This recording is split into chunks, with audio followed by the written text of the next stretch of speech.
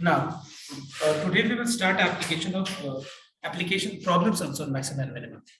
तो last day हम लोगों ने क्या किया था, सिर्फ देखा था हम लोगों ने कि कैसे सेकंड मैक्सिमम मिनिमम मतलब किसी भी फंक्शन का कैसे मैक्सिमम या मिनिमम पॉइंट निकाला जाता है। शायद मैंने लास्ट डे बता दिया ना शायद, कि कैसे किसी भी फंक्शन का हम लोग मैक्सिमम या मिनिमम पॉइंट निकालते हैं। अब हम लोग आज सम स्टार्ट करेंगे जहां पे वो चीज को अप्लाई करेंगे। So for this I'll send you 2 pages, okay? I'll see the first question of today's class. Everyone read question number 7. एक बार question number 7 read करना सबको। तो see, मैक्सिमम मिनिमम का हर एक क्वेश्चन को रीड करने के बाद उस क्वेश्चन को पहले 3 पार्ट्स में डिवाइड करें। पहला पार्ट में तुम लोग को लिखना है कि what is given in the question.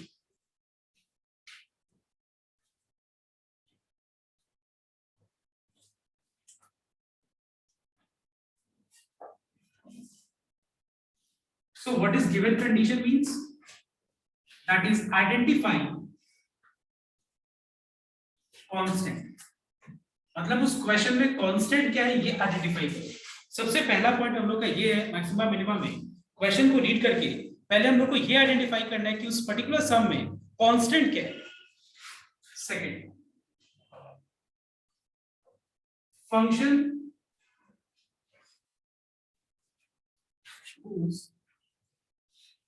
maximum or minimum point is to be determined.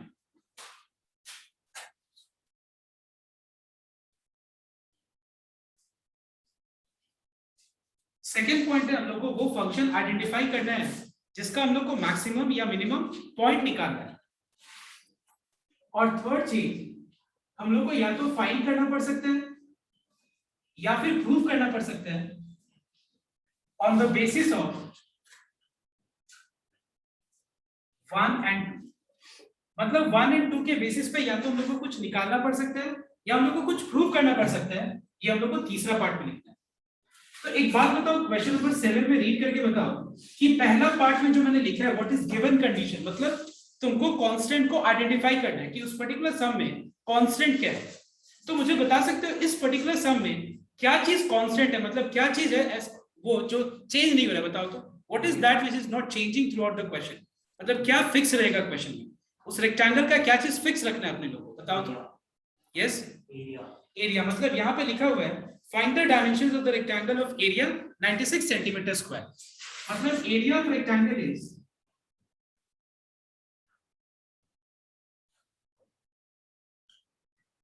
96 centimetre square. Number 2, उसके बाद हम लोग को ये आइडेंटिफाई करना है कि उस पर्टिकुलर क्वेश्चन में किस फंक्शन का हम लोग को मैक्सिमम या मिनिमम पॉइंट निकालना है। मतलब उस पर्टिकुलर फंक्शन का मैक्सिमम या मिनिमम पॉइंट क्या है, मतलब कौन सा फंक्शन का निकालना है। जैसे मतलब तुमको अगर मान लो ये निकालना हो कि प्रॉफिट कब तुम्हारे मैन्युफैक्चरिंग मतलब तुम्हारे यूनिट का फर्म का मतलब जो प्रॉफिट है वो मैक्सिमम कब होगा, अगर तुमको ये आइडेंटिफाई करना है। या फिर तुमको ये आइडेंटिफाई करना है कि तुम्हारा जो कॉस्टिंग है वो पर्टिकुलर चीज का जो तुम्हारा मैन्युफैक्चरिंग यूनिट का है, जो भी तुम्हारा काम है मैन्युफैक्चरिंग का, तुम्हारा कॉस्ट कब सबसे मिनिमम होगा। अगर तुमको ये जानना है तो हम लोग यहाँ पे मैक्सिमम मिनिमम यूज कर सकते हैं। तो सिमिलरली यहाँ इस पर्टिकुलर सम में हम लोग को कौन से चीज का मैक्सिमम या मिनिमम पॉइंट निकालना है।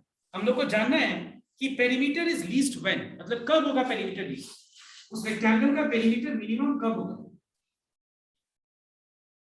Perimeter of rectangle is least. और तीसरा पॉइंट हम लोग को ये निकालना है कि इस पर्टिकुलर रेक्टेंगल का डायमेंशंस क्या है। ठीक है, फाइंड द डायमेंशंस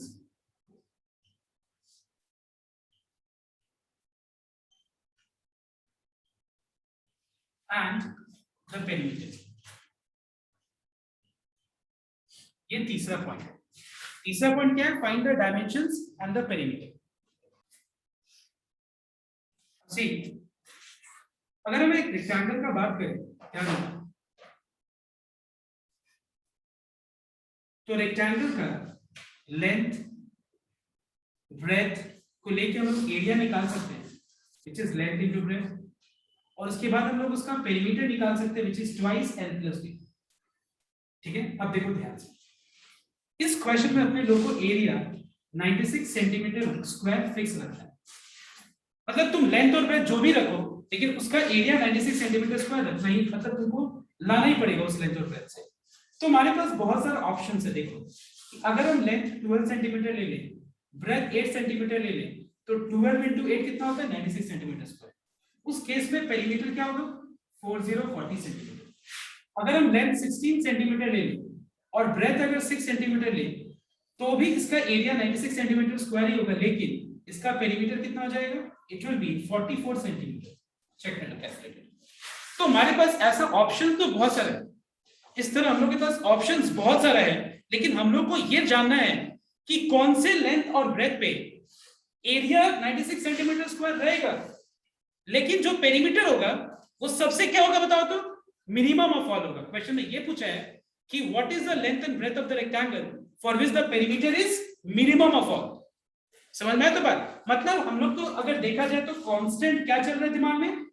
एरिया। मतलब दिमाग में वैरी क्या कर रहे हैं, मतलब कौन सा चीज वेरिएबल है बताओ तो? Length and breadth. मतलब यही चीज हमको पता नहीं है कि लेंथ एंड ब्रेथ क्या होगा, कि इसका एरिया इतना ही रहेगा और पेरीमीटर मिनिमम ऑफ ऑल होगा। तो ध्यान से नोट करना, हम लोग ये सबको कैसे करेंगे step by step.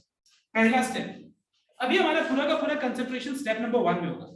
Step number 1 में क्या करेंगे हम लोग को पहले डिक्लेयर करना, डिफाइन करना पड़ेगा कि वेरिएबल क्या है। ठीक है, जैसे एरिया 96 सेंटीमीटर स्क्वायर कांस्टेंट है, तो इसका एरिया जो है किस चीज पे डिपेंडेंट है बताओ तो? एरिया लेंथ एंड ब्रेथ पे डिपेंडेंट है। तो हम लोग क्या करेंगे? Let x centimetre and y centimeter be the dimensions of the rectangle. ये जो एरिया है 96 सेंटीमीटर स्क्वायर, ये क्या चीज के ऊपर डिपेंड करता है? लेंथ एंड ब्रेथ पे। लेकिन हमको एग्जैक्टली नहीं पता है कि लेंथ क्या होगा, ब्रेथ क्या होगा। तो मैंने क्या ले लिया? x centimetre and y centimetre ले लिया हम लोग ने, इसको लेंथ और ब्रेथ ले। हम लोग का पहला पार्ट तब तक कंप्लीट नहीं होता जब तक हम लोग वेरिएबल को और कांस्टेंट को ना रिलेट करें। जब तक हम लोग वेरिएबल और कांस्टेंट का रिलेशनशिप नहीं निकालेंगे, तब तक हम लोग पहला स्टेप नहीं है। मतलब पहला स्टेप कंप्लीट होने का मतलब क्या होता है कि जो वेरिएबल है और जो कांस्टेंट है उसके बीच में रिलेशनशिप निकाल। तो can you tell me how is this variable and constant related to each other? It is x into y, that is length into breadth is equal to 96. मतलब whatever be your variable, मतलब variable का value जो भी होगा, लेकिन last में उसका जो एरिया है वो क्या आना चाहिए? इतना ही आना चाहिए, वो फिक्स रहना चाहिए। अब हम लोग स्टेप नंबर 2 में आएंगे। स्टेप नंबर 2 क्या है? स्टेप नंबर 2 में हम लोग को जानना है कि पेरीमीटर मिनिमम कब होगा। What is the length and breadth for which perimeter is minimum, हमको ये जानना है। तो ध्यान दें, लेट P be the perimeter of the rectangle. Rectangle का पेरीमीटर को मान लो हम लोग P ले लेते हैं। अब बताना मुझे, perimeter equals to what? It is equals to twice length plus twice breadth. ठीक है, मतलब अब हम लोग जो है स्टेप नंबर 2 में पूरा जो मैक्सिमा एंड मिनिमा का जो लास्ट डे हम लोगों ने प्रोसेस किया था, वो पूरा स्टेप 2 में वो हम लोग को करना है। लेकिन एक बात बताओ, जैसे लास्ट डे हम लोगों ने देखा था कि fx था फंक्शन, यहाँ पे वो f of x क्या बताओ तो? p है। मतलब जो फंक्शन जो लास्ट डे था f of x, वो फंक्शन यहाँ पे क्या चीज से डिनोट कर रहे हैं हम लोग? उसको p से डिनोट कर रहे हैं। लेकिन लास्ट डे जो भी था, अगर f of x equal to क्या था बताओ तो? x square plus 3x plus 5, मतलब वो एक ही वेरिएबल के टर्म्स में था। मतलब वहां पे राइट साइड में कितना वेरिएबल था बताओ तो? एक ही वेरिएबल। लेकिन यहाँ पे जो पेरीमीटर फंक्शन है, यहाँ पे कितना वेरिएबल के टर्म्स में ये पेरीमीटर फंक्शन? 2 वेरिएबल। ठीक है, कितना वेरिएबल है यहाँ पे? पेरीमीटर फंक्शन जो है कितना वेरिएबल के टर्म्स में हम लोग ने यहाँ पे लिखा है? 2 वेरिएबल के टर्म्स में। मतलब x भी वेरिएबल है, y भी वेरिएबल। अब अगर तुम देखो तो पहला स्टेप मैक्सिमा एंड मिनिमा का क्या है बताओ तो? What is the first step of maxima and minima? Tell मी।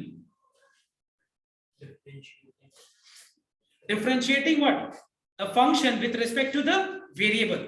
जो पहला स्टेप है वो क्या है? Differentiating the function with respect to the variable है पहला स्टेप। तो यहाँ पे फंक्शन p है, लेकिन p को विद रिस्पेक्ट टू क्या डिफरेंशिएट करें? x या y, कौन सा? तो यहाँ पे दो वेरिएबल है, इसलिए हम लोग क्या करेंगे, पहले हम लोग इक्वेशन नंबर 1 को यूज करके और उसको सिंगल वेरिएबल में कन्वर्ट करेंगे। मतलब या तो उस p को in terms of x express करेंगे या फिर हम इसको पूरा exactly in terms of y express करेंगे। तो अगर हम इसको पूरा in terms of x express करें, x into y अगर 96 है तो y का वैल्यू क्या होगा? If x into y is 96, what is y? It is 96 by x. From equation number 1. तो p हो जाएगा 2x plus 192 by x. Now let us start the process of maximum and minimum. So the first step is differentiating p, that is the function with respect to variable, that is x. So we will get ddx of p, and on the right hand side we have 2, which is a constant, और x को differentiate कर 192 constant है, बाहर रखो। 1 by x को कैसे differentiate करेंगे? x to the power -1 लिख के ddx of p होता है dp by dx. Now what is ddx of x? It is 1. ddx of x क्या होता है? 1. What is ddx of x to the power -1? It is -1 x to the power -1, that is -2. So we find that dp by dx is 2 1s are 2 minus plus minus 192 by x square. Everyone copy it out in here first. ये 5 marks में सम आएगा तो इतना भी मतलब छोटा सम तो नहीं होगा, ठीक है?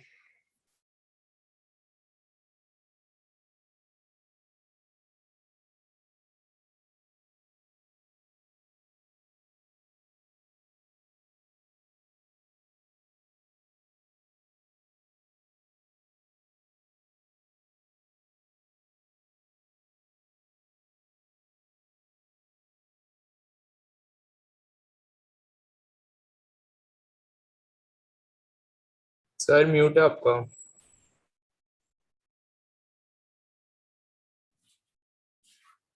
Now this is the first step. Second step is to obtain the critical points. Now for the critical points we have to equalize dp by dx with 0. dp by dx को 0 से इक्वलाइज कर देते हैं, तो इससे हम लोग को क्रिटिकल पॉइंट्स मिल जाएगा। Okay,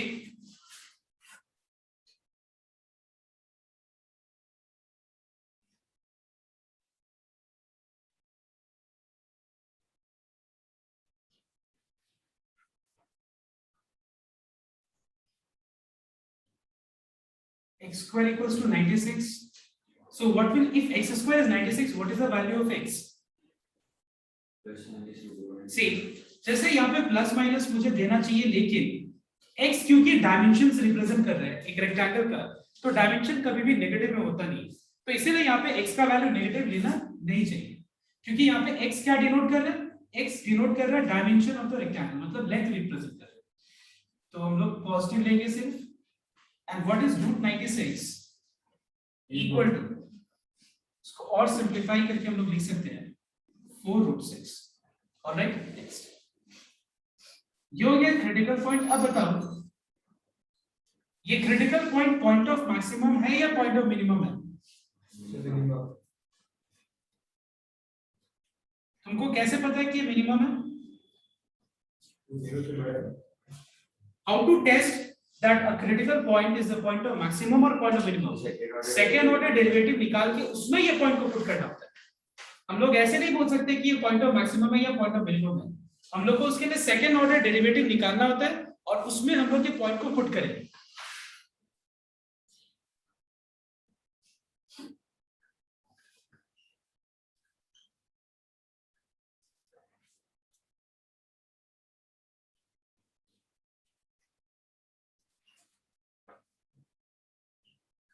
So ddx of constant is 0 minus 192 constant है, बाहर ले लेना, और 1 by x square को x to the power -2 लिख दो, ठीक है? 1 by x square को x to the power -2 and apply the formula. ये तो मतलब इसका मैक्सिमम वैल्यू तो निकाल ही नहीं सकते इसमें। एग्जैक्टली क्वेश्चन ही नहीं बनेगा, ठीक है। लेकिन लॉजिकल तो है question.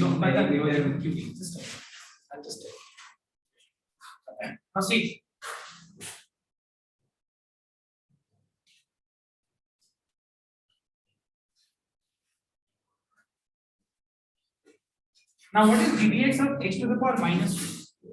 It is minus 2x to the power minus 2 minus 1. That is minus 3.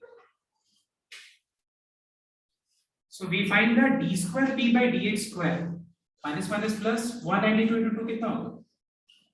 384 x to the power minus 3 को हम लोग 1 by x to the power plus 3. देखो हम लोग ने सेकेंड ऑर्डर डेरिवेटिव निकाला क्यों है बताओ तो? सेकेंड ऑर्डर डेरिवेटिव का सिर्फ यही रोल है, इसमें हम लोग क्रिटिकल पॉइंट को पुट करके चेक करने वाले हैं कि ये क्रिटिकल पॉइंट पे पेरीमीटर फंक्शन ये क्रिटिकल पॉइंट जो है इससे के लिए ये पेरीमीटर फंक्शन मैक्सिमम होगा या मिनिमम होगा, ये हमको जानने के लिए हम लोग ने सेकेंड ऑर्डर डेरिवेटिव निकाला है। सेकेंड ऑर्डर डेरिवेटिव का सिर्फ इतना ही काम है कि हम लोग यहाँ पे क्रिटिकल पॉइंट को पुट करके और चेक करने वाले हैं कि इससे जो रिजल्ट आएगा वो ग्रेटर देन 0 होगा या लेस देन 0 होगा। तो देखो एक बार देख के बता सकते हैं हम लोग कि यहाँ पे वैल्यू पुट करके आंसर क्या है बताओ तो। यहाँ पे अगर हम x का वैल्यू 4√6 पुट करेंगे, इसका रिजल्ट ग्रेटर देन 0 होगा या लेस देन 0 होगा? क्योंकि सब कुछ यहाँ पे पॉजिटिव है, तो रिजल्ट क्या होगा? डेफिनेटली ग्रेटर देन 0 होगा, ठीक है। इफ एवरीथिंग इज पॉजिटिव मतलब इस पे अपना टाइम स्पेंड मत करना तुम लोग। 4√6 का वैल्यू क्या आता है इस पे हम लोग को टाइम स्पेंड करके कोई फायदा ही नहीं है, क्योंकि अगर सब कुछ पॉजिटिव है तो ग्रेटर देन 0, अगर कहीं एक भी जगह नेगेटिव होता मतलब क्या? Less than 0। तो ग्रेटर देन 0 इसका मतलब ये हुआ कि perimeter is minimum at x equals to 4√6। इसका मतलब क्या हुआ? Therefore P is minimum at x equals to 4√6। Is this clear everyone? जो मैंने 3 स्टेप्स लिखवाए थे ना, पहला स्टेप कंप्लीट तो तभी हो चुका था, रिलेशनशिप निकाला था उसी में। सेकंड स्टेप क्या है? ये सेकंड स्टेप पूरा मैक्सिमम मिनिमम को जो कंप्लीट अगर हो गया मतलब ये पूरा सेकंड स्टेप कंप्लीट हो गया। अब थर्ड स्टेप क्या है बताओ तो? यहाँ पे थर्ड स्टेप क्या है बताओ तो? मतलब हम लोग को डायमेंशंस निकालना है। So now putting x equals to 4√6 in equation number 1,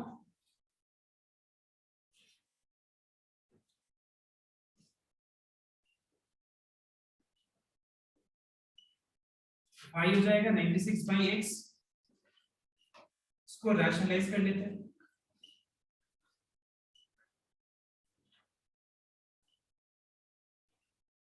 और ये हो गया 4√6, ठीक है। मतलब x और y मतलब हमको डायमेंशंस मिल गए, ठीक है।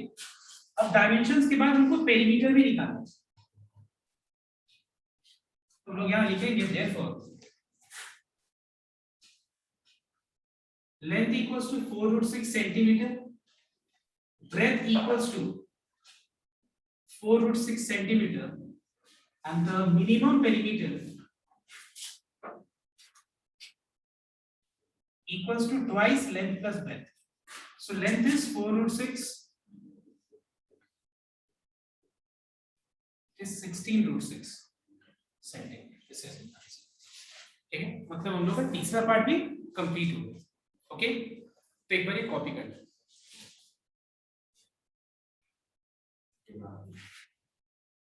Now everyone solve one question जो मैं दे रहा हूँ। तो मतलब जो सॉल्वेबल होगा सर उस टाइप का ही। Now just write down one question and I want everyone to solve this one. Solve करो तो एक बार एक क्वेश्चन लिखो।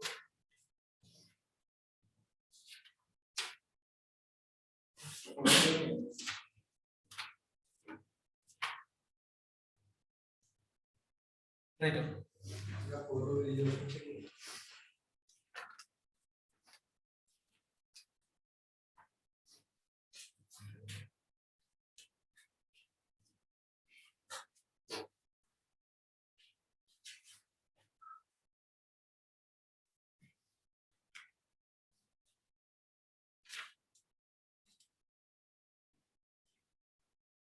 Show that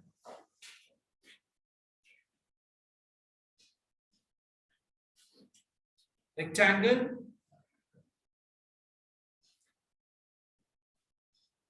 with the given perimeter. Show that the rectangle with the given perimeter 48 centimeter. Rectangle with the perimeter 48 centimeter, you can simply write it this way. Show that the rectangle with the perimeter 48 centimeter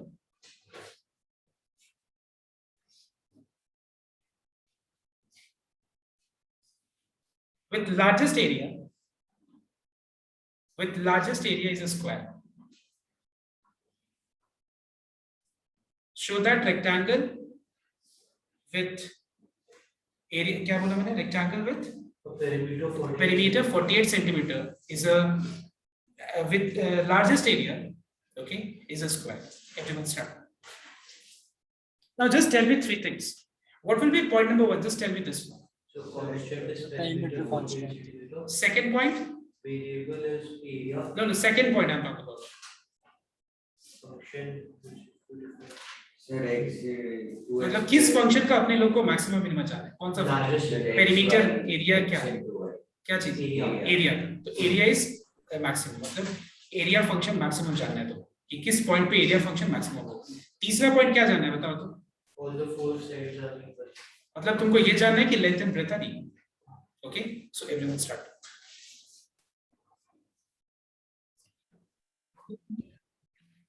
Now tell me what is the given, ये वाले सब का बात करें, क्या है given बताओ तो?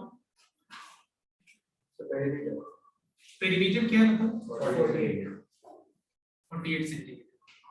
सेकंड पॉइंट एरिया क्या है? मैक्स। और तीसरा पॉइंट प्रूव करो कि रेक्टेंगल स्क्वायर।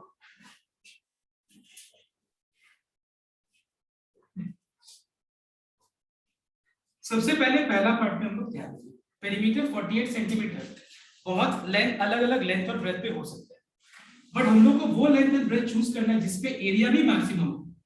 तुमको पता नहीं है, let it be x centimetre and y centimetre length and breadth, short में लिखते हैं।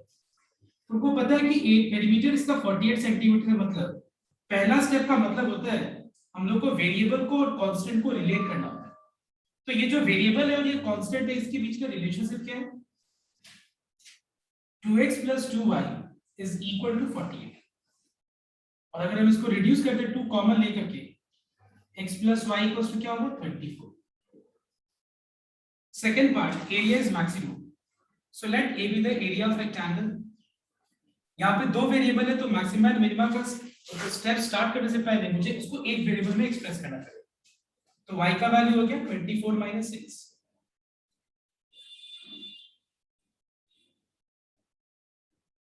Now, अब हम लोग स्टार्ट करेंगे मैक्सिमम मिनिमम का पहला step,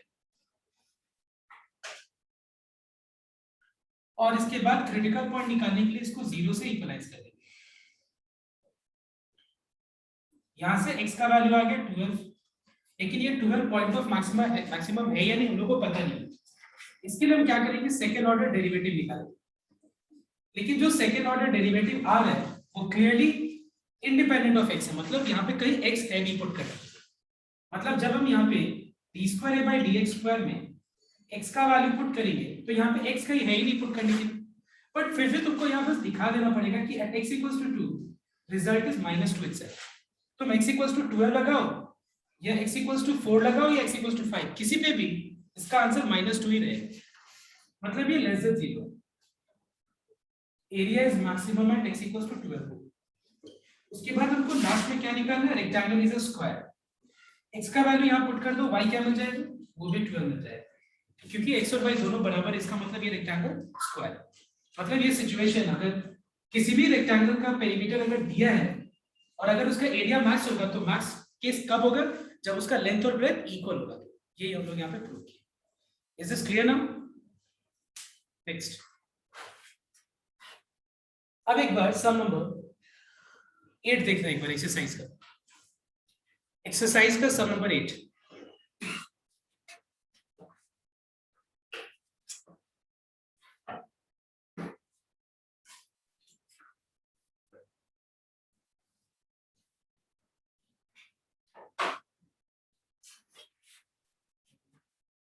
everyone note down sum number 8। पहले एक काम करो ना, क्वेश्चन रीड करो सबको और मुझे ये बताओ कि सम नंबर 8 में क्या गिवन है बताओ। लेकिन पेरीमीटर गिवन तो बोल दिया, लेकिन कहीं भी लिखा हुआ है देखो तो कि पेरीमीटर गिवन ये है, मतलब 12 या 14 या 16 ऐसे कहीं भी। तो लेकिन एक काम करते हैं हम लोग, लिखा हुआ है कि पेरीमीटर इज गिवन, तो यहाँ हम लोग लिख लेते हैं नंबर 12। उसके बाद क्या करना है बताओ तो नंबर 2 में मैक्सिमम रेक्टेंगल का मतलब क्या है बताओ तो। अगर पेरीमीटर दिया है तो मैक्सिमम रेक्टेंगल मतलब क्या है, कैसे हम लोग बोलेंगे कि रेक्टेंगल मैक्सिमम है, अगर उसका एरिया मैक्सिमम एरिया। करेक्ट, क्योंकि अगर रेक्टेंगल का पेरीमीटर कांस्टेंट है और लार्जेस्ट मतलब या मैक्सिमम रेक्टेंगल बोल रहे हैं, मतलब क्या बोल रहे हैं हम लोग को, मतलब एरिया इज मैक्सिमम बोल रहे हैं, एरिया इज मैक्सिमम है कि नहीं। मतलब किस चीज से हम लोग जानेंगे कि वो रेक्टेंगल मैक्सिमम है, ऑब्वियसली उसका एरिया मैक्सिमम होगा तो रेक्टेंगल मैक्सिमम होगा, मतलब क्योंकि पेरीमीटर कांस्टेंट है तो मैक्सिमम रेक्टेंगल मतलब एरिया इज मैक्स। तीसरा part, you have to prove that rectangle is a square.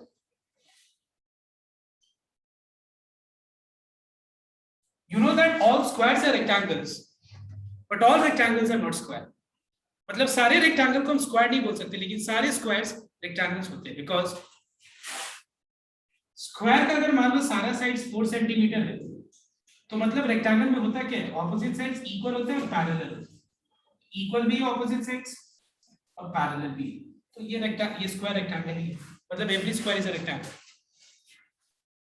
अब देखो ध्यान से यहाँ पे perimeter of rectangle is given, लेकिन कहीं भी तुम लोग को पेरीमीटर जो गिवन है क्या वो कहीं भी इस वैल्यू के टर्म्स में लिखा हुआ है कि गिवन पेरीमीटर इज 48 सेंटीमीटर या 50 सेंटीमीटर या 20 सेंटीमीटर, नहीं। लेकिन हम क्या करेंगे पता है, उस वैल्यू को, जो भी वैल्यू होता है उस वैल्यू को हम क्या करेंगे देखने का, let k unit be the given perimeter of the rectangle। Rectangle का जो गिवन पेरीमीटर है उसको हम क्या ले लिया, मैंने k ले लिया, मतलब यहाँ पे k क्या बताओ तो k will be treated as a constant। जैसे इसके पहले वाला जो सब सामने मैंने दिया था उसमें 48 क्या था बताओ तो कांस्टेंट था, इसमें वो वैल्यू नहीं दिया है, तो उस वैल्यू को हम क्या चीज से डिनोट कर रहे हैं, k से डिनोट कर रहे हैं, ठीक है। So let k unit be the given perimeter of the rectangle. और तुम लोगों को पता है कि पेरीमीटर किस पे डिपेंडेंट होता है बताओ तो, लेंथ एंड ब्रेथ पे डिपेंडेंट होता है। So also x unit and y unit, मतलब पिछला क्वेश्चन का हर जगह में क्या बोलते हैं 48 की जगह c लगा के सॉल्व कर दो और लास्ट में x इक्वल टू y आ जाएगा।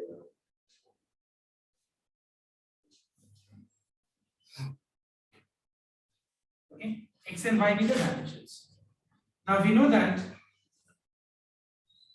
k, that is perimeter, is equal to 2x plus 2y। now let us move to step number 2। step number 2 में area is maximum।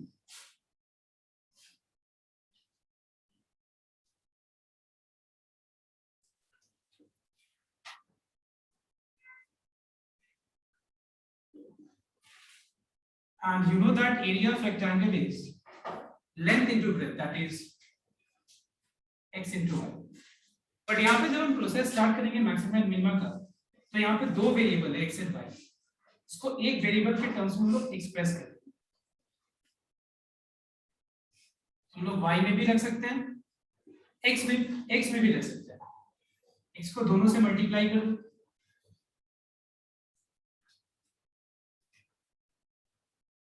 now start the process of maximum।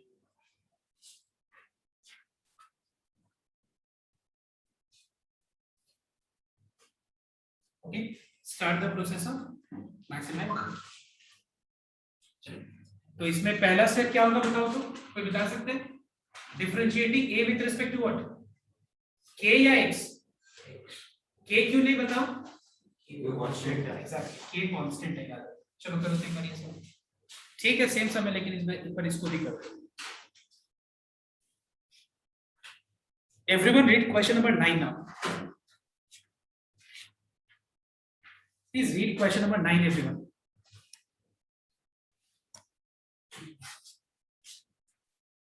Diagonal वाला सम।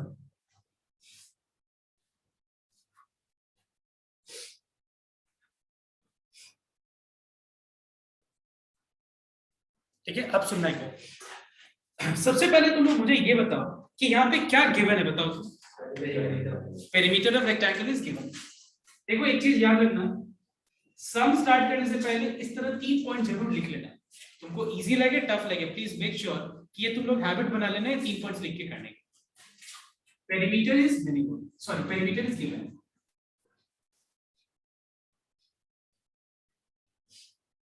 Second point क्या बताओ तो, minimum diagonal. मतलब diagonal minimum जानना है अपने लोगों की, डायगोनल मिनिमम कब हो।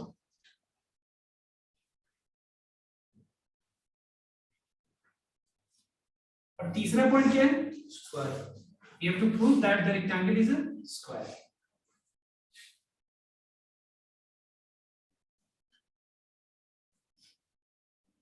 Okay? अब हम लोग स्टार्ट करते हैं पहला पॉइंट से कि पेरीमीटर अगर गिवन है तो कुछ ना कुछ तो उसका वैल्यू होगा। गिवन मतलब कुछ ना कुछ तो उसका वैल्यू, मतलब पेरीमीटर ऐसा वैल्यू होगा जो चेंज ना हो। लेकिन यहाँ पे हम लोग को सम में कुछ उसका वैल्यू पता नहीं है, तो उसको हम क्या करेंगे, के से डिनोट करेंगे। सो लेट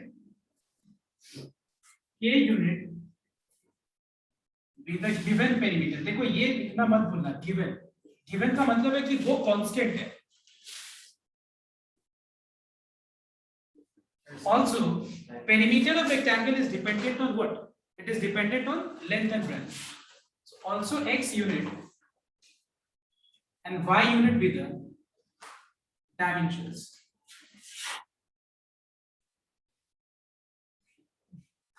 अब एक बात बताओ, ये पेरीमीटर मतलब k और जो डायमेंशंस मतलब लेंथ एंड ब्रेथ कैसे रिलेटेड है?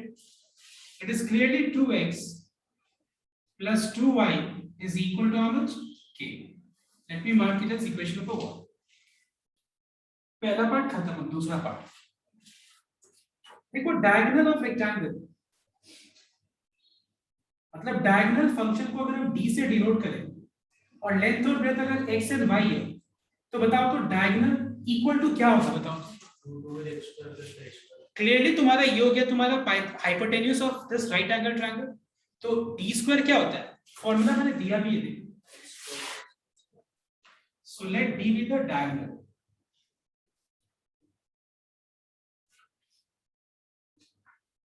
And diagonal of rectangle is square root of x square plus y square. अब बताना एक बार यहाँ पे कितना वेरिएबल है, बताओ। 2, तो मुझे इसको एक वेरिएबल में एक्सप्रेस करना चाहिए। तो हम क्या करेंगे, इक्वेशन नंबर 1 को यूज करके, अभी लिखो मत, एक बार यहाँ देखो, तुम लोगों को थोड़ी देर में समझ में आएगा कि मैंने ये सब क्यों चूज किया, जबकि एक जैसा ही है। तुमको समझ में आएगा, just a minute. Okay, X square plus Y square, यहां से y का वैल्यू अगर हम पुट करें तो y का वैल्यू हो जाएगा k माइनस 2x बाई 2 का होल स्क्वायर।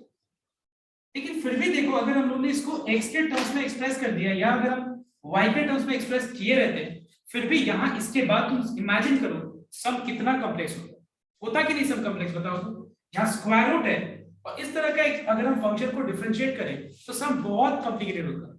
तो हम लोग यहाँ इस तरह का सिचुएशन में जहां भी स्क्वायर रूट अगर हो और वो स्क्वायर रूट को एलिमिनेट किया जा सकता है स्क्वायर करके, so please make sure that you will square both the sides. क्या करेगा तुम लोग, जहां पे भी स्क्वायर रूट है। अब देखो जैसे ये वाला सिचुएशन,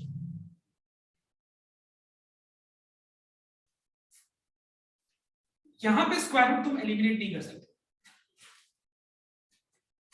यहां पे हम स्क्वायर रूट एलिमिनेट कर सकते हैं क्या, स्क्वायर करके? नहीं, कोई फायदा नहीं होगा, कोई फायदा नहीं होगा। लेकिन जहां पे कर सकते हैं वहां पे हम लोग एलिमिनेट करेंगे बाय स्क्वायरिंग बोथ साइड्स। जैसे कि ये वाला केस में, ये वाला केस में अगर हम दोनों साइड स्क्वायर कर दें तो लेफ्ट में d का स्क्वायर आ जाएगा और राइट में रूट हट जाएगा। अगर राइट साइड में रूट हट जाए तो बताओ तो क्या बचेगा, x square plus k minus 2x का होल स्क्वायर डिवाइडेड बाय 2 का स्क्वायर 4 हो जाएगा। और नेक्स्ट स्टेप में हम लोग क्या करेंगे, देखना एक बार, z d स्क्वायर को z ले लेंगे, d स्क्वायर को क्या करेंगे हम लोग, z ले लेंगे। Let z equal to d square. इससे सम में कोई फर्क नहीं पड़ेगा, पहले पूरा कंप्लीट कर लेते हैं। मैं रिपीट कर रहा हूं, यहाँ पे डी मतलब डायगोनल फंक्शन है जिसका हम लोग को मिनिमम पॉइंट जाना है, लेकिन यहाँ पे सम का कॉम्प्लेक्सिटी को, जो कैलकुलेशन कॉम्प्लेक्सिटी है, इसको कम करने के लिए मैंने स्क्वायर कर दिया दोनों साइड्स, क्योंकि स्क्वायर करने से रूट हट रहा था। और ये डी स्क्वायर जो है इसको मैंने क्या ले लिया, जेड ले लिया।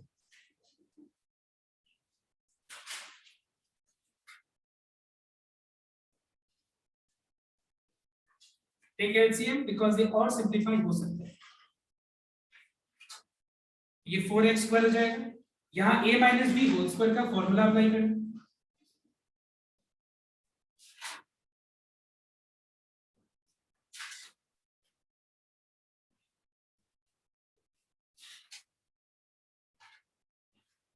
So 4x square plus 4x square becomes 8x square minus 4kx plus k square।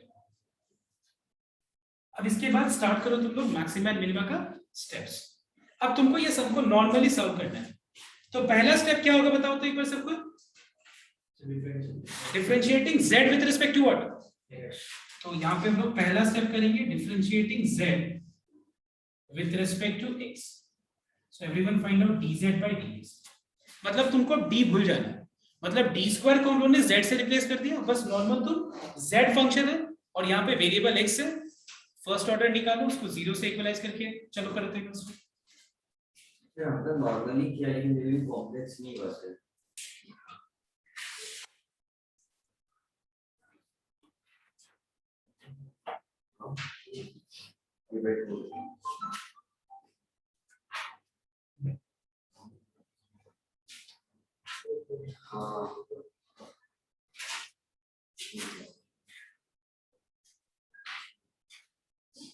Okay, तो मैं तो एक कांस्टेंट है बाहर, x स्क्वायर का डिफरेंशिएशन 2x, 4k कांस्टेंट है बाहर, x का डिफरेंशिएशन 1 और इसका k स्क्वायर का 0।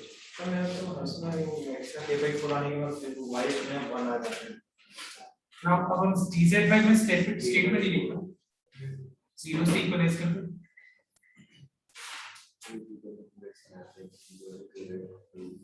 तो यहाँ से k का वैल्यू आ जाएगा, सॉरी k का वैल्यू कैसे निकाल सकते हैं, x निकालना, k तो कांस्टेंट है, x का वैल्यू क्या हो जाएगा k/4। ये हो गया क्रिटिकल पार्ट। अब सेकंड ऑर्डर डेरिवेटिव निकालना,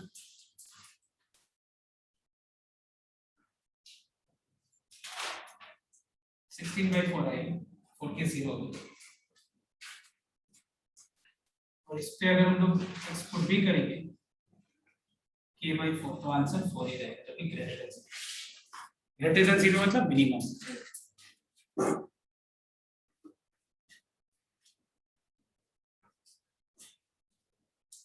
Since z is minimum at x equals to k/4, therefore d is also minimum. Don't say d square, एक ये बात है, d is also minimum at x equals to k/4। ठीक है, अब last में क्या करना पड़ेगा तुमको, रेक्टेंगल इज स्क्वायर के लिए x का वैल्यू को इक्वेशन 1 में पुट कर देते, x का वैल्यू को इक्वेशन 1 में पुट कर दो, देखो y का वैल्यू भी k/4 ही आ रहा है, तो क्योंकि x और y दोनों इक्वल है,